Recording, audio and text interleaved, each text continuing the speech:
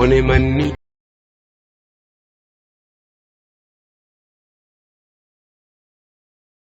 anis jame jaarsa gurmuu jedhan jaarsa salaalee yerooni fulbaanaa 2009 hamma 2010 PhD gootiif deetaa yeroo funaanaa turetti mana isaan keessatti jiran ture jaarsa kana jaarsa gurmuu jedhanii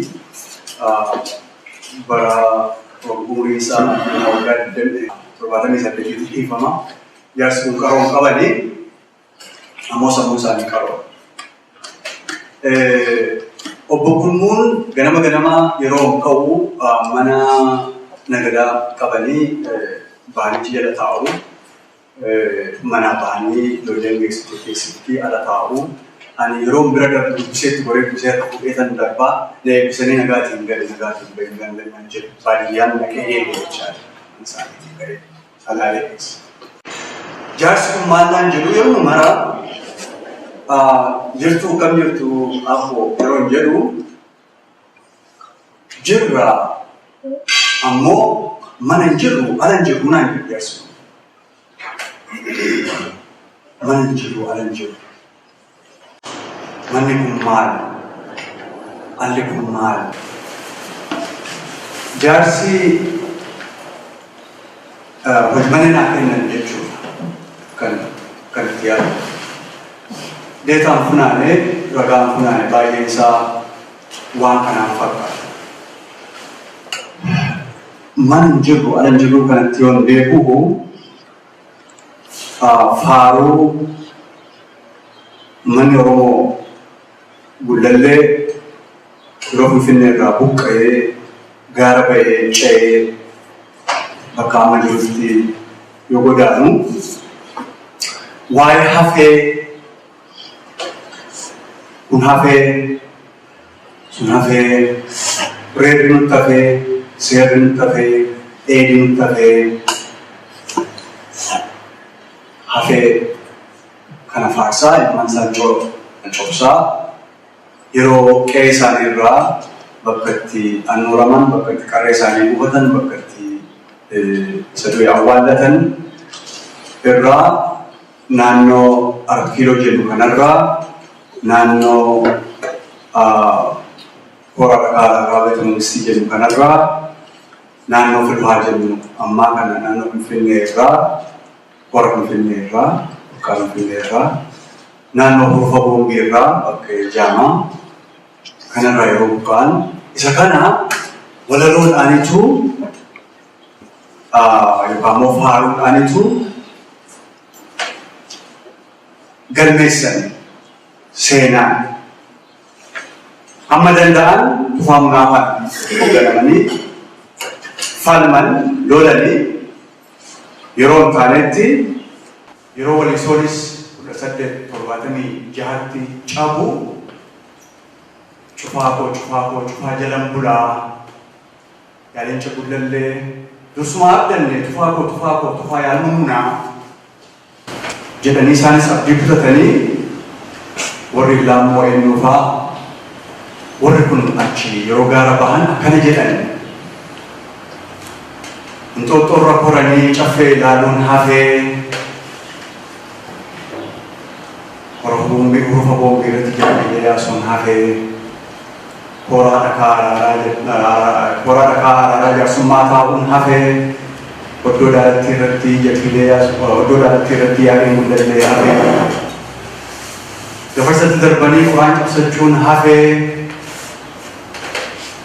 bara jarri dhufan iddoo keenya sinnumanii bara mashashaan dhufee birmaduun maanni hafee jecha hafee kun hafee sun hafee waan hafe kana wanni amma jaarsi mana hin jirru ala hin jirru kun waan seera hafee kana waan reera hafee kana waan dheeda hafee kana waan horetti hafee eela dudee kana hafee inni kun kan ittiin of baanan kan ittiin of faarsan miti kan ittiin wal faarsan miti waan hiraarfamuuti. Waan gadadooti, waan ta'ee hin beekne, waan dur hin jirre newfangled seenaa Oromoo keessatti waa'ee gadaati malee, waa'ee mirgaati malee,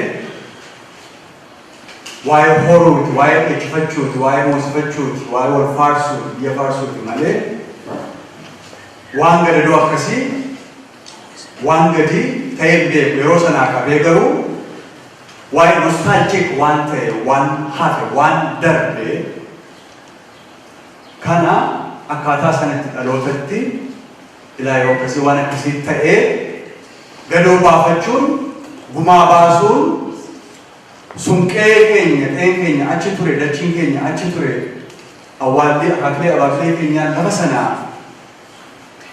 waan barbaadee dhaamsa dhalootaaf dabarsuuti hafeen. Karra Qirexeen bahanii, karra Qoreen bahanii, karaa Jimmaa, karra Qaallittiin bahanii, karaa Dukamir, karra Aloon bahanii, karaa Shananuun, karaa Kotobeer, karra Meexxiin bahanii, karaa Sulultaar, karaa Shananuun hedduu kana bal'ifatanii qabataniitu yoo sun bin haaraan jirreen baatuun itti baatu ammoo humnaanis lolaa madanda'an yeroo sun qabamu immoo resistansiin sun, diddaan sun keessatti deebi'a jechaadha. Akkasittiinitu afoolaan seenaa galmeessanii ol kaa'an jechuudha. Inxooxxoorra qoranii caffee ilaaluun hafee, Urfa boombii irratti jabbiilee yaasuun hafee, oddoo daadatti irratti yaa'iin gullallee hafee, horaa dhakaa araara jaarsummaa taa'uun hafee, Finfinnee loon geessanii horoo baasuun hafee, gabarsatti darbanii qoraan ibsachuun hafee, bara mashaan dhufee, galmarmaan ni hafee, bara jalqabanii loon keenyas hin dhumanii hammam akkanitti dhaga'amu hin beeku. Isa fagoo miti, isa bara Minilik akkas ta'ee, bara Haile Sillaasee kanatti ta'ee, bara Gabra akkas ta'ee miti. Waggoota 20 kana seenaa isa amma ta'aa jiru kana isa gochaan guute otoo hin taane taatee kanan ta'ee akkasin hidhamee walunku akkas ajjeefamee akkasin ari'atamee kana goonee waan himannu keessa hin jirre kana taanee malee isa sana keessa deebi'anii ittiin taluun ittiin aadaa addaa kana dhaloota jalaa fi kan ittiin barsiisuun dirqama keenya ta'a. Kanaafan sanarratti hojjechaa jira. Isa isarraan isinii qici jechuudha.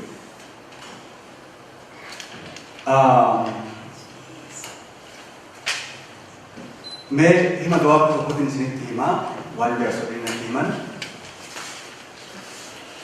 Mucaatu loon bira taa'aa karaa guddaarraa loon inni dheedaa bitaa mirgaa. Namichi farda dhaachiisaa dhufeetu gurbaa jedhee jennaan maal jetta jennaan loon inni isaa baay'ee. Loonni kun kan eenyuuti gurbaa jedhe jaarsi. Loon mataa dhibbaa wayii ta'an kan. Jennaan loonni kun kan kiyyaa fi kan gooftaati kaa jetti mucaan. Atoo mucaa akkamiin loon guddeessi kun kan kee kan gooftaa ta'anii jedheen jaarsi. Raada kulleetu kan kiyyaa gatiitti kaanaa kennan gooftaanii. Kanaaf loon guddeessi kun kan kiyyaa fi kan gooftaati kaa jedhee mucaan. Ahaa, yoo so eeggadhu kaa, eechifadhu kaa jedhee bira dhabsi jaarsi.